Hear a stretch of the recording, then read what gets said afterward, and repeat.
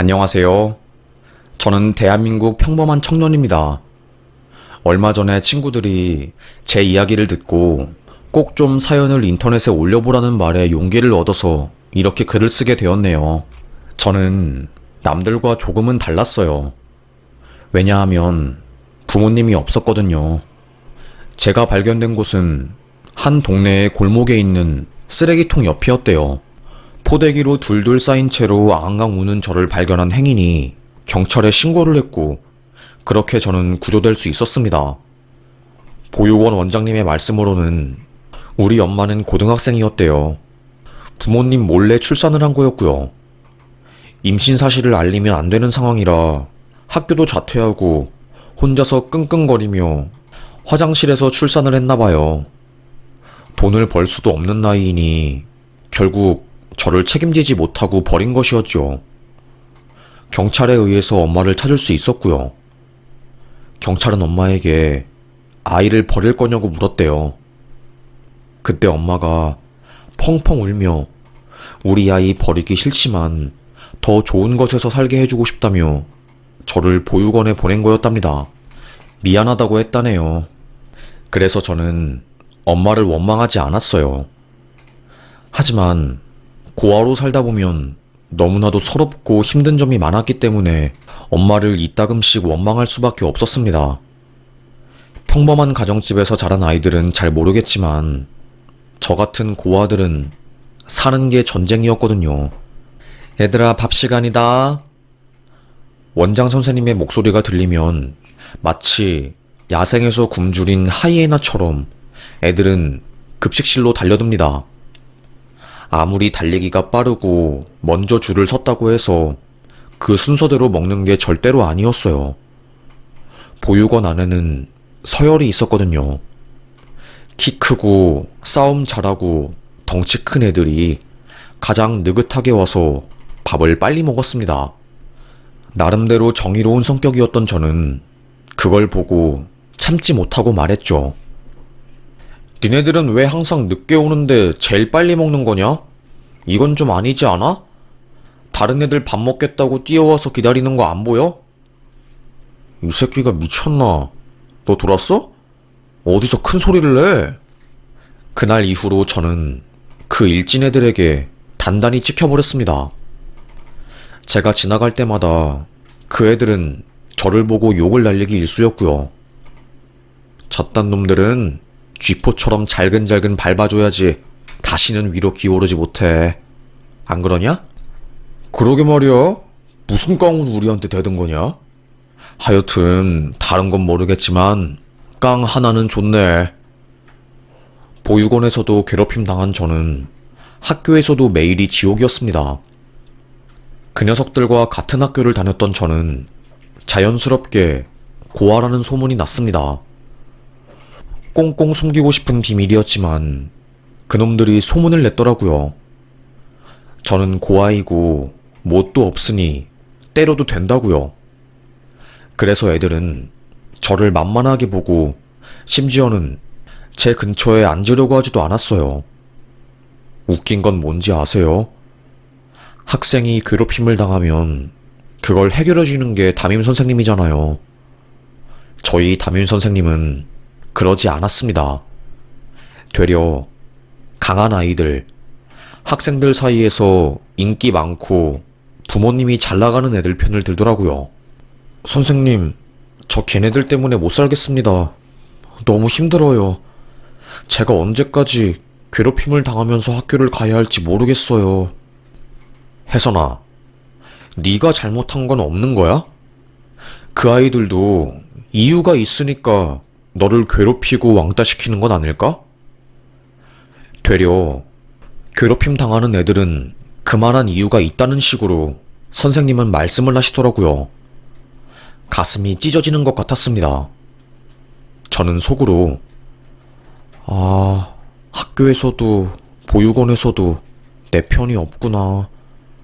나는 혼자서 자립해야 하는 거구나. 깨달았지요. 너무 이른 나이에 철이 들어버린 거였습니다. 그때부터였을 거예요. 제가 공부에 집착하기 시작한 게요.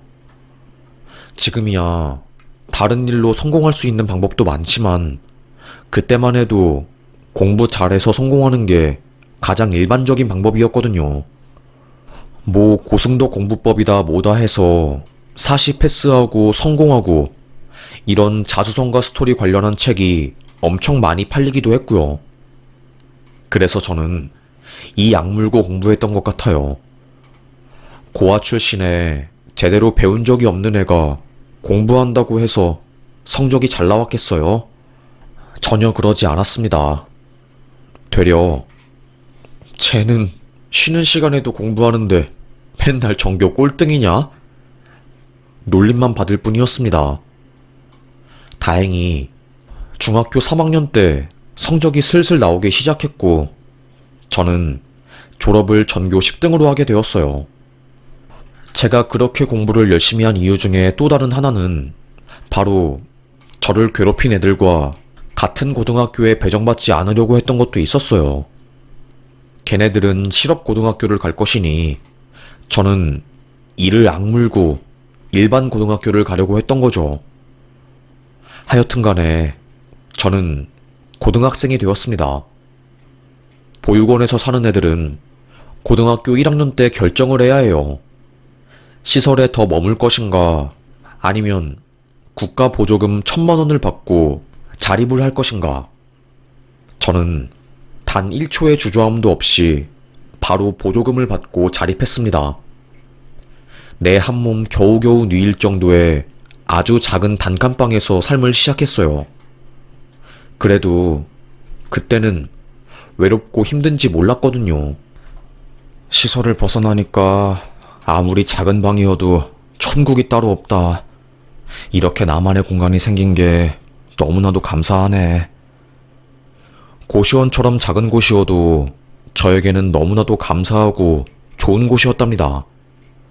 학교에서도 마음 잘 맞는 친구들과 열심히 공부해서 고등학교 2학년 때부터는 무료로 기숙사에 살 수도 있었어요.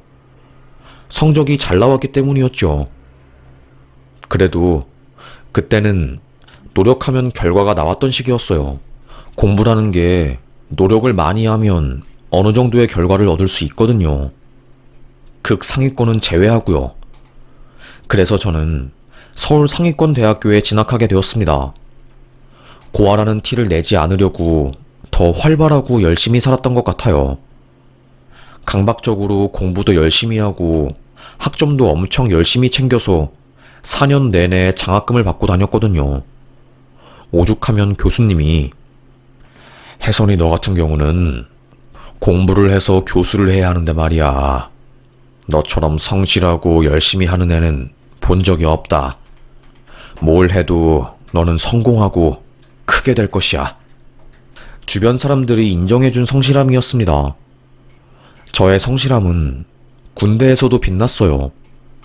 그곳에서는 인서울대학을 다니는 학생이 많지도 않고 다양한 애들이 모이거든요. 아무래도 상대적으로 좋은 대학을 다니는 저는 바로 주목을 받았고 대대장의 호출도 자주 받았습니다.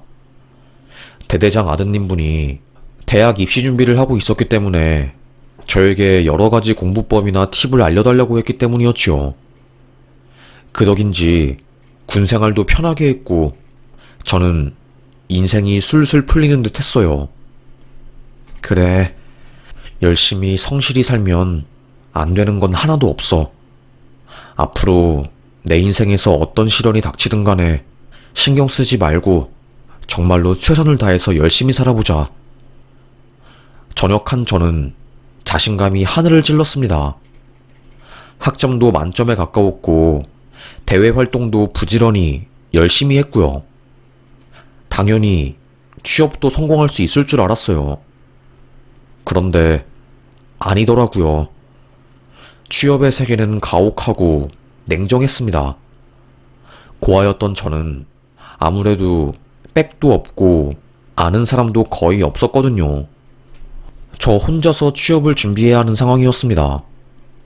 고시원에 들어가서 하루에 라면이랑 밥 한 공기 먹어가면서 정말 밤잠 줄여가며 공부하고 자기소개서를 썼던 것 같아요.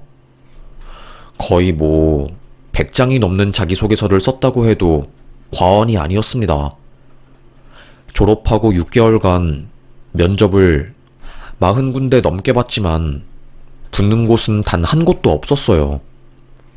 너무너무 힘들어서 학교에서 지원해주는 취업지원센터에 가서 상담을 해보았죠.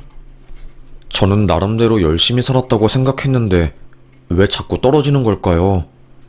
제가 뭐가 부족한 걸까요? 요즘 취업난이 심해서 그래요. 경제도 안 좋고 기업에서도 워낙에 신입을 안 뽑으니까 다들 힘들어하니까 너무 걱정하지 말아요. 적어도 100군데의 면접은 본다고 생각하고 떨어지는 게 당연하다고 생각하고 묵묵하게 정진하자고요.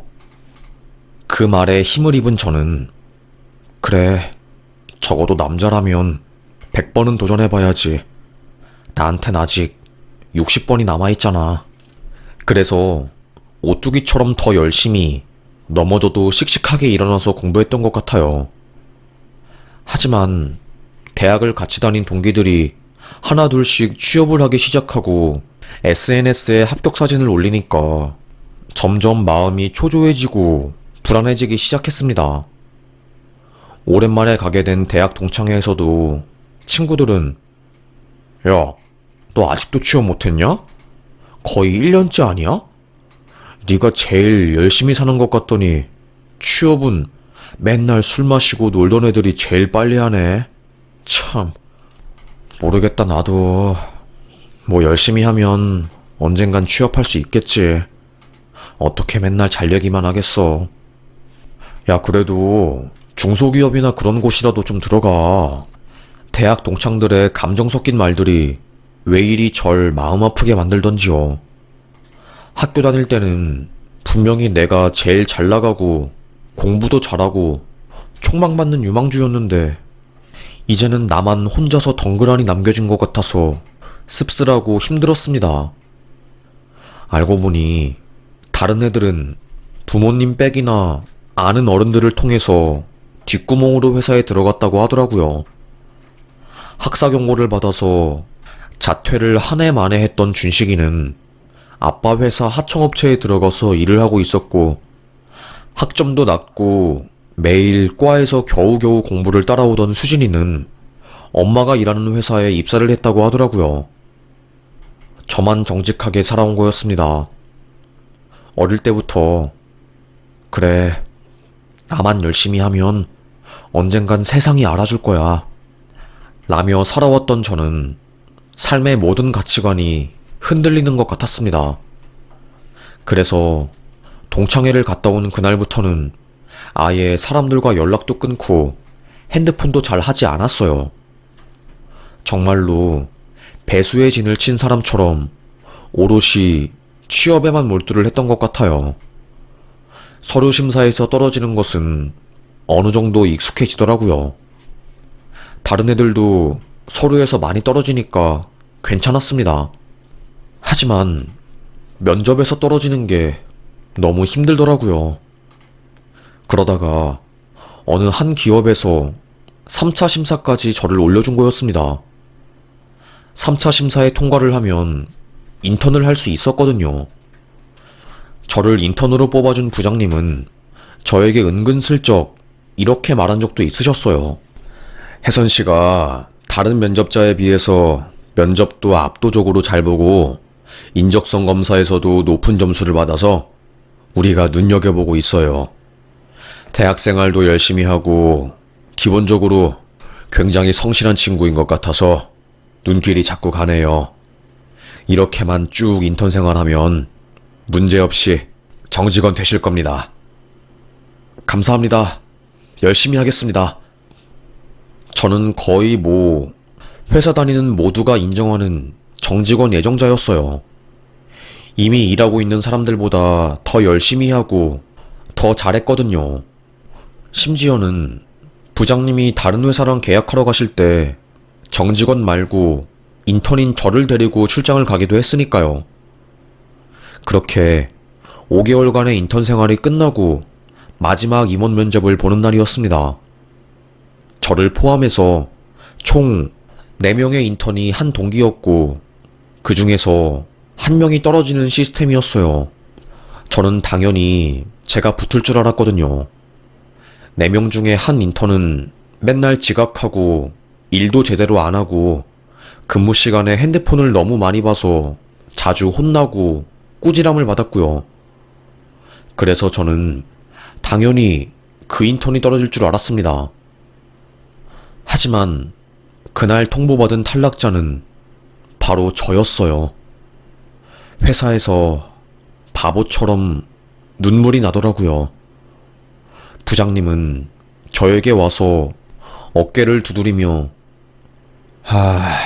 일을 어쩌나 많이 기대했을 텐데 나는 자네를 무조건 뽑으려고 했는데 윗선에서 자세한 이야기는 지금 말 못하고 혜선 씨는 유능한 사람이니까 우리 회사보다 더 좋은 곳에서 혜선 씨를 스카우트해 갈 거야. 알겠지? 더 좋은 곳 가서 나중에 웃으면서 만나자고. 그 말은 저에게 위로가 되지 않았습니다. 묻고 싶었어요. 내가 필기 점수에서도 다른 합격자보다 압도적으로 점수가 높고 인턴 생활도 제일 뛰어나게 잘하지 않았냐. 대체 내가 뭘 잘못했길래 이렇게 떨어져야 하냐면서요. 하지만 묻지 않았습니다. 그날 결심했던 것 같아요. 나는 필요 없는 존재이구나. 그냥 죽어야겠다. 살아서 뭐 할까? 다 필요 없어. 부모 잘 만나는 게 최고라는 것을 뒤늦게 깨달은 저는 방황하기 시작한 거였습니다. 고아로 태어나서 아등바등 살아왔지만 이런 거 다 필요 없고 잘난 부모 만나서 고생 없이 사는 게 정말 제일 최고이구나 라는 것을 절절하게 깨달았지요. 그날이 10년 만에 역대급으로 제일 추운 겨울날이었어요. 고아였던 저는 돈도 없어서 외투도 마트 옷가게에서 파는 가장 저렴한 것을 입고 다녔거든요. 아시는 분들은 아실 거예요. 가난한 사람들은 겨울에 가장 초라하다는 것을요. 가난함은 겨울에 가장 많이 티가 나거든요. 하여튼 간에 얇은 외투를 입고 고시원으로 가는 버스를 기다리던 중 버스 정류장 근처에서 슬리퍼에 아주 얇은 옷을 입고 바들바들 떨고 있는 노인네를 발견했습니다. 이상한 건 아무도 그 노인네한테 관심을 안 주더라고요. 누가 봐도 사시나무 떨듯이 온몸을 떨면서 추위를 견디고 있는데 다들 핸드폰만 바라보고 있더라고요. 저는 그 할아버지에게 다가가서 괜찮으세요? 춥지 않으세요? 물었습니다. 파르르 떨면서 아무 말도 못 하시더라고요. 한숨을 푹 쉰 저는 속으로 그래, 어차피 난 죽을 사람인데 지금 이렇게 따뜻한 옷을 입고 있어서 뭐 하겠어. 입고 있던 외투를 벗어서 할아버지에게 입혀드렸습니다. 그리고 신발도 벗었어요. 두꺼운 양말을 벗어 할아버지에게 신겨드리고 슬리퍼와 구두를 맞바꾸었습니다. 편의점에 가서 따뜻한 두유와 뜨거운 호빵을 하나 사서 손에 쥐어드렸네요. 밖에서 떨고 있지 마시고 빨리 집으로 돌아가셔요. 외마디를 남긴 저는 슬리퍼에 얇은 여름용 셔츠를 입은 채 집으로 갔습니다. 1시간 동안 발발발 떨면서 집에 도착하니 발은 꽝꽝 얼어 있어서 동상 걸리기 직전이었고 볼은 빨갛게 터져 있었어요. 눈보라를 맞으며 집에 오니 몸이 성할 리가 없었던 거죠. 그런데 아프지 않더라고요. 몸이 찢어질 것 같고 발이 깨질 것 같아도 최종 면접에서 떨어진 그 마음의 아픔보다는 아프지 않았습니다. 고시원 천장에 누워서 별별 생각을 다 했던 것 같아요. 나는 왜 버려졌을까? 이렇게 사는 게 결국에 내 운명인 것일까? 쓸모없는 사람인 것 같았습니다. 저도 모르게 핸드폰으로 연탄을 검색하고 편하게 죽는 법, 안 아프게 죽는 법, 극단적인 선택, 취준생 자살, 이런 걸 누르고 있더라고요. 아침에 눈 뜨는 것조차 고통스러웠습니다. 그래서 결국 저는 번개탄을 샀어요. 인생을 마무리하려고요. 너무나도 살고 싶은데 죽어야 하는 그 마음은 겪어본 사람만 알 거예요. 얼마나 비참한지요. 입맛도 없고요. 아침에 뜨는 햇살에 죽고 싶다는 마음이 강렬하게 들더군요. 결국 저는 유서를 써내려갔습니다.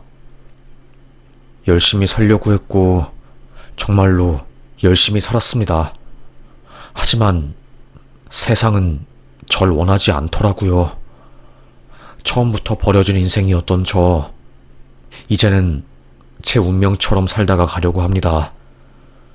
최종 면접에서도 버려졌으니 저는 더 이상 살 가치가 없는 것 같아요. 잘 살고 싶었는데 죄송합니다. 집안에 있는 모든 구멍들에 테이프를 붙였습니다. 병원에서 받아온 수면제들을 모아서 입에 털어놓았어요. 스르르 잠이 오더라고요. 그렇게 저는 잠이 들었습니다. 그 이후로는 기억이 안 나요. 아주 긴 꿈을 꾸었거든요. 하얀 색깔 배경에 저는 혼자 있었고요. 하염없이 울고 있었던 것 같아요. 그러다가 누가 막 저를 부르면서 갑자기 몸이 따뜻해지더니 눈을 뜨게 되었고요. 눈을 떠보니 천장도 하였습니다. 내가 죽은 건가? 여기가 천국인 건가? 여기는 어디지? 알고 보니 병원이었던 거예요. 한 부부와 경찰이 저희 집을 찾아온 거였고, 그때 제가 정신을 잃고 집 안에 쓰러져 있어서 병원에 실려간 거였답니다. 연기 때문에 정신을 잃었던 저는 저산소 치료를 받고 있었던 거였지요. 치료가 잘 되고 있었던 건지 정신을 차려서 의식이 돌아온 거였지요. 간호사가 깨어난 저를 보고 의사를 호출했고 저에게 그동안 있었던 일들을 말해주었어요. 병원에 입원한 지는 일주일 정도 되었고 처음 발견되었을 때는 맥박이 희미했다고 하더라고요. 죽을 뻔한 고비도 있었고 병원도 처음에는 하급병원으로 이송되었다가 저산소 치료 장비가 없어서 대학병원까지 오게 된 거라고 하는 겁니다. 저는 한숨을 푹 쉬면서 저는 죽어야 하는 사람인데 이렇게 살게 된 걸 보면 이것도 운명인가 봐요. 환자분 많이 힘드시겠지만 살아야죠. 환자분 말씀이 맞아요. 이렇게 살게 된 것도 크나큰 운명이죠. 분명히 살아난 이유가 있으실 겁니다. 어찌되었든 저희는 환자를 위해서 최선을 다할 것이에요. 그렇게 저는 계속 치료를 받게 되었습니다. 무서운 건 뭔지 아세요? 자살 시도를 하다가 살아난 사람한테는 보험 적용이 안 된다는 거였어요. 이게 바로 현실이었지요. 저산소 치료라는 특수 장비까지 사용했기 때문에 병원비가 어마어마했습니다. 한 달 정도 더 입원한 저는 퇴원을 하게 되었고 병원비를 납입하러 원무과에 내려갔어요. 저 신혜선입니다. 여기 신분증 있고요. 병원비는 얼마나 나왔나요? 내실 돈 없으신데요? 깜짝 놀랐어요. 저 대신 한 부부가 와서 저의 병원비를 전부 내주었다는 거였죠. 너무 놀란 저는 네? 아니 말도 안 돼. 그게 정말이에요? 저는 모르는 사람인데. 별의별 생각이 다 들더라고요. 혹시 내 이름을 착각해서 아들 병원비 내줘야 하는데 돈을 잘못 낸 건가? 하고요. 하지만 원무과에서는 그럴 리 절대로 없다면서 고개를 젓더라고요. 저는 터벅터벅 집으로 걸어왔습니다. 연기를 피워서 장판이랑 벽지가 다 망가졌을 텐데 집주인은 제 탓 없이 다 새로 싹 갈아주었더라고요. 학생, 죽지 말고 계속 살아. 집주인의 한마디에 세상은 아직 살만한 곳이구나 라는 것을 느꼈습니다. 그렇게 집에 멍하니 앉아있는데 경찰에게 전화가 걸려왔어요. 여보세요? 네, 안녕하세요. 서초경찰서 형사입니다. 한 2달 전에 버스 정류장 쪽에서 노인한테 외투랑 신발 건넨 적 있으시죠? 되새김질을 해보니까 면접에서 떨어진 그날 제가 그랬던 적이 있더라고요. 형사분 말씀을 들어보니 그 할아버지는 노숙자가 아니라 치매 노인이고 길을 잃고 가족으로부터 실종신고 접수가 된 분이라고 하시더라고요. 그날 한 시민이 경찰서에 그 노인을 신고했고 경찰이 출동해서 주변 CCTV를 가족과 함께 보다가 저의 행적을 본 가족이 저의 신상에 대해서 꼭 좀 알고 싶다고 한 거였답니다. 그래서 그때 편의점에서 부유랑 음식 산 결제 내역을 추적해서 저를 찾은 거였어요. 그래서 한 달여 전에 제가 죽으려고 했을 때 절 발견한 것도 그 부부였대요. 살해를 꼭 좀 하고 싶어서 저희 집에 찾아왔다고 하는데 이상한 연기 냄새가 스멀스멀 올라오는 것을 느끼고 바로 경찰에 신고한 거였고 문을 따고 들어오니 안개처럼 연기가 팍 나오면서 쓰러진 저를 발견한 거였죠. 형사는 저에게 그분들께서 꼭 좀 이야기를 나누고 싶어 하셔서 연락처를 드려도 되나 해서요. 저는 연락처를 줘도 된다고 말했습니다. 그리고 얼마 지나지 않아서 한 여자가 저에게 전화를 걸어왔어요. 안녕하세요. 혹시 혜선 씨 맞으신가요? 네네, 맞습니다. 안녕하세요.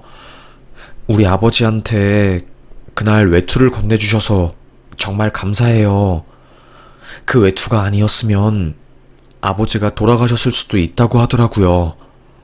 그래서 꼭 따로 만나서 이야기를 나누고 싶어서요. 며칠 뒤 저는 그 할아버지의 따님과 사위분을 한 카페에서 만나게 되었습니다. 그분은 의사 부부셨고 영양제 사업을 아주 크게 해서 연매출 몇백억을 찍는 엄청난 자산가였어요.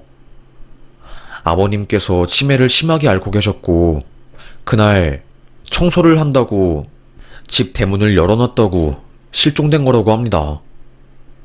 혼자 거리를 헤매면서 옷도 잃어버리고 몸도 많이 더러워져서 사람들은 그 노인을 노숙자로 알고 신고를 안 하고 있었던 거죠.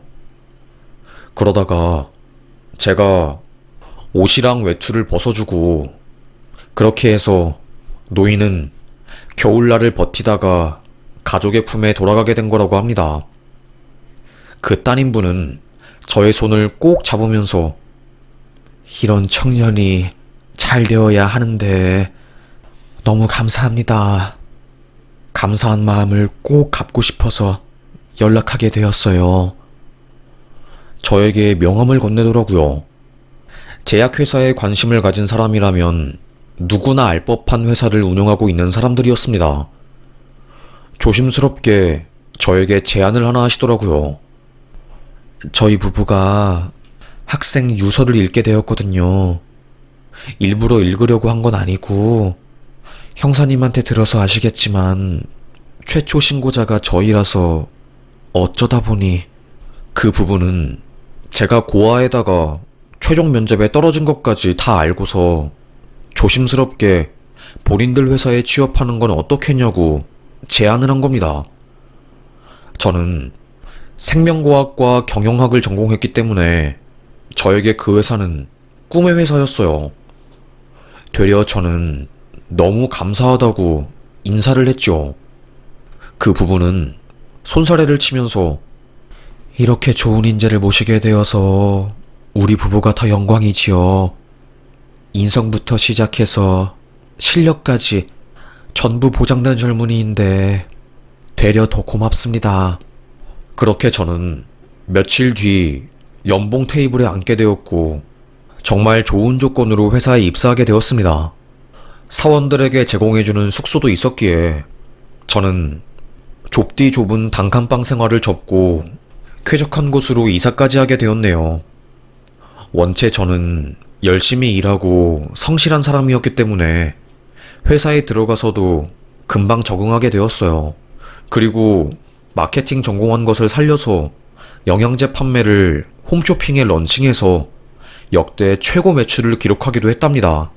부부는 저에게 귀인이라면서 회사가 아닌 곳에 저를 불러 저녁 식사를 대접하기도 했고 너무나도 친하게 지내게 되었답니다. 할아버지의 다른 자식분들도 저를 마치 막내 동생처럼 좋아해주고 챙겨주었어요. 그렇게 하루하루 살던 중에 우연히 전 회사에서 함께한 인턴 친구를 만나게 되었습니다. 을지로 곱창집에서 소주 한 잔을 기울이던 중 제가 몰랐던 이야기를 듣게 되었어요. 네가 우리 중에 제일 일 잘했는데 떨어졌잖아.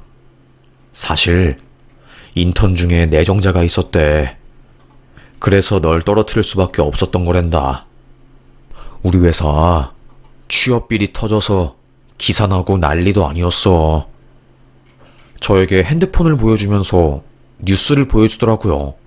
네, 알고 보니 저는 제가 못해서 떨어진 게 아니라 임원 중 한 사람이 낙하산으로 일 못하는 인턴을 합격시키느라 절 떨어뜨린 거였어요. 전 그것도 모르고 세상에서 제가 필요 없는 존재인 줄 알고 죽으려고 했던 거고요. 그 이야기를 들은 순간 마음이 시원하면서도 미묘하더라고요. 나는 그래도 살아남았지만 다른 취준생들은 얼마나 많이 절망하고 우울했을까? 마음이 안 좋았습니다. 정직한 사람이 더 상처받고 아파한다는 게 뭔지 알겠더라고요. 하여튼 그렇게 저는 그간의 세상에 대한 오해를 풀고 마음 편하게 살아가기 시작했네요.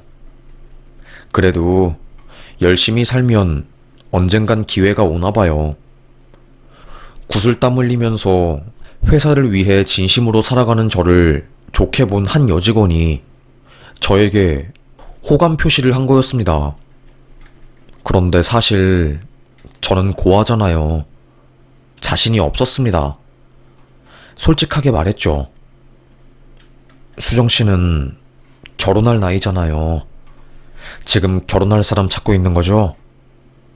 저 사실 고아입니다. 고아인 저도 괜찮나요? 순간 동공이 흔들린 수정 씨이지만 바로 미소를 지으며 저에게 그게 뭐요? 오히려 더 매력 포인트인데요? 열심히 살고 절망하지 않고 앞으로 걸어나가는 모습이 너무 멋있어 보여요. 저는 연애를 시작하게 되었습니다. 죽으려고 했던 제가 결혼을 전제로 연애를 시작하게 되었어요. 세상에서 저를 가장 아껴주고 저보다 저를 더 위해주는 사람을 만나니까 하루하루가 너무 행복하고 감사하더라고요. 거의 살면서 사랑받는다는 느낌이 뭔지 처음으로 깨닫게 된 나날들이었습니다. 용기를 내서 그녀에게 결혼하자고 청혼을 한 저는 식 날짜를 잡은 예비 신랑이 되었어요. 이 소식을 그 부부, 저희 회사 대표님들에게도 전했죠. 대표님들은 화들짝 놀라면서 왜 그렇게 좋은 소식을 우리한테 먼저 말 안 했어요? 당연히 우리가 도와줄 거 있으면 다 도와줄게요. 우리가 보통 사이인가요? 우리 부모님을 살려준 귀인이 결혼한다는데 무조건 도와야지요. 그래서 그분들은 저의 상견례장에도 부모님 대신해서 가주시고 결혼식장에서도 혼주석에 앉아주셨습니다. 저는 고아라서 항상 그 부분이 너무나도 고민되고 걱정되었는데 너무너무 감사하고 기분이 좋았어요. 그래서 결혼식이 텅 비지 않고 사람들로 가득 차게 되었습니다. 행복하더군요. 이게 바로 인생이구나 하고요. 그녀와 저는 결혼해서 지금은 알콩달콩하게 살고 있습니다. 딸도 출산하게 되었어요. 할아버지의 자식분들이 저의 딸을 엄청 좋아해 주셔서 육아용품도 따로 살 필요도 없이 사람들에게 엄청 많이 받고 있네요. 가정에서도 안정감을 가지게 되었고 취업도 되어서 이제 저는 조금씩 주변을 돌아볼 여유를 가지게 된 것 같습니다. 저처럼 힘들게 시설을 나와서 살고 있는 고아들을 돕고 싶어요. 그리고 관심을 가지면서 꾸준히 봉사하고 싶어요. 저도 얼마나 혼자 살아내는 게 힘든지 알기 때문에 죽다 살아난 사람이기 때문에 아이들을 도우고 싶습니다. 그래서 이렇게 글을 쓰게 되었네요. 우리 모두 서로서로 도우면서 살아요. 사실 인생을 사는 게 쉽지가 않다는 것을 저도 너무너무 잘 압니다. 그래서 더더욱 도와주고 싶네요. 아내와 일주일에 꼭 한 번은 보육원 봉사를 하려고 하고 회사 차원에서도 일부러 더 사회공헌 활동을 많이 하고 수익의 일부를 기부하고 있네요. 만약에 이 글을 보고 있는 시설 출신 청년들이 있다면 이야기해주고 싶습니다. 우리에게는 세상이 더 가혹하게 느껴질 수도 있다고요. 하지만 포기하지 않고 묵묵하게 열심히 살다 보면 분명히 좋은 날은 올 거고 사람마다 속도가 다르지만 분명히 꿈을 이룰 수 있다고요. 나 같은 사람도 결국에 행복을 느꼈으니 당신들도 할 수 있을 거라고 말해주고 싶습니다. 나이가 먹어가니 잔소리 같은 말들을 많이 하게 되네요. 하여튼 간에 저의 긴 이야기 들어주셔서 정말 감사합니다. 우리 행복하게 살아요. 저도 응원하겠습니다. 감사합니다.